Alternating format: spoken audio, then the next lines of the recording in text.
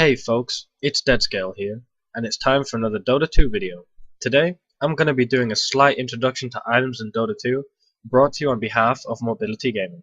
And just as a quick note here, due to the recent patch changes and various other problems I've been having, I've had to record some of the gameplays as replays. Don't freak out if you see an enemy through the fog of war, or me clicking in thin air to buy items. That's normal.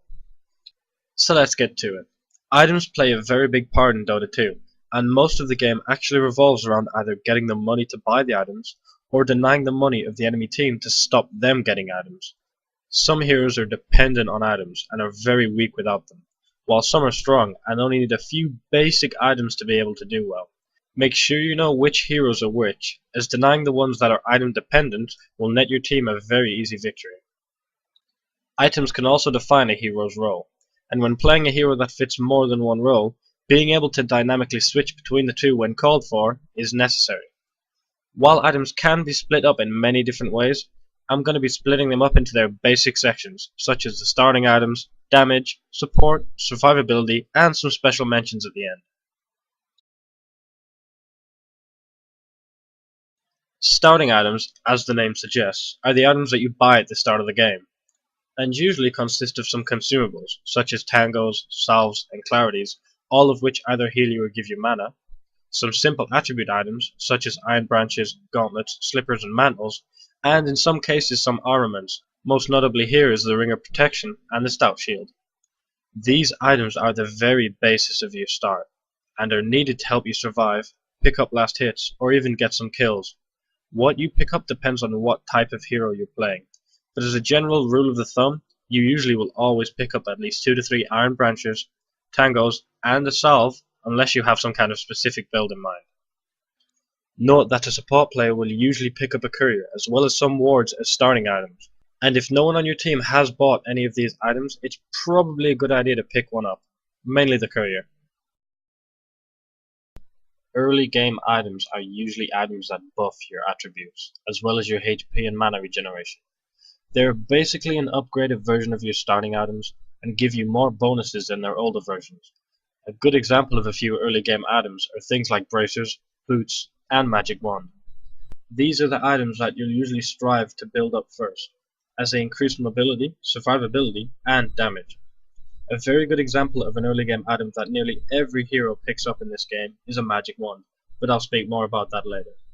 Usually the early game items are the start, or in some cases the end, of your hero's core build. And as you progress through the middle of the game, these items will help your hero do his job and survive up until his core build is complete.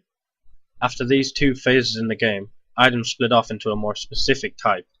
From here, the items you choose heavily depend on what kind of hero you play. As while every hero does get boots, upgrading them into boots such as power treads means you're looking to be more a DPS orientated hero, while picking up arcane boots could mean you're more concerned about keeping your mana up. I'm sure you all know what these items do. These items are the things that will make you hit like a train. Most of them through secondary effects such as critical strike, true strike which means your attacks will never miss, as well as mini stuns and mana burn. Damage items can also come in the form of stat boost to your hero. Items like Diffusal Blade, which gives a hefty amount of agility, plus a mana burn on top of that, really adds up in terms of damage. 9 times out of 10 you'll see all of the carries picking up these kind of items. Any hero that wants to use any form of right-click damage. Some notable mentions of some big damage items are things like Radiance, Daedalus, Monkey King Bar, and of course the Divine Rapier, if you ever get that far. This category of items is quite vague, as any hero could pick up some of these items. I've just listed them under support as these are items that help your team, giving you things such as disables, auras, HP, and magic defense. There are so many items in the game that fit in this category. Basically everything that helps your team in any way can be considered a support item. They're usually picked up on everything but a carry, as having one hero with all these items is dangerous, because if he gets taken out of the fight, and usually since he's a support he will, then the power of these items gets shut down pretty easily. Some very notable mentions here are things like the Mechanism, the Pipe of Insight, the Medallion of Courage, and the Force Staff. In any public game, the supports are usually the ones who get stuck with these items, as the carries and gankers usually attempt to build up their damage items. Items like mech and pipe are picked up every game, as the boost they provide is quite vital in any teamfight. If you want to survive in Dota 2, you can be sure you'll end up with at least one of these items every game. While most survivability items come in the form of giving you more strength, many survivability items also come with things such as armor, magic resist, HP regen, and lifesteal. Items like these are core on most heroes, as without them they'd die too quickly within a teamfight, or couldn't survive in a lane. Very rarely do you see more than one of these being built, unless they're going for a tank sort of build, and even then they never get more than 3.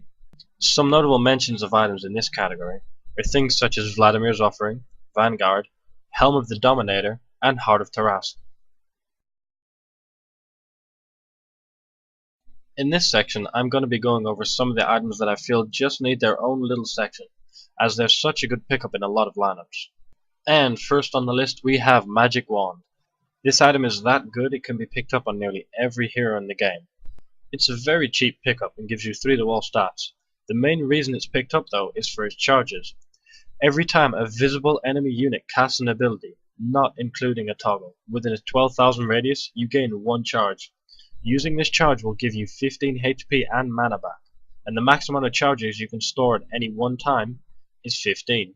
This is huge for anywhere up until late game, and just ignoring it and popping it off when it's full will give you a whopping 225 HP and mana. That could save your life in many situations, or it could give you just enough mana to get that last hit on a fleeing hero. It is such a good pickup, and I advise that everyone at least tries it out once and see how you like it. Everyone will pick up one of these. Boots give you the needed mobility, as well as a different effect depending on what boots you pick up. There are boots for every single hero in Dota 2, such as power treads that give you the attack speed and stats, phase boots that give you the damage and the ability to walk through units, or arcane boots which give you just some needed mana. There are even boots of travel which give you a free teleport to any of your creep waves. They're so useful, and I don't think that there is a hero in the game currently that has no use for boots.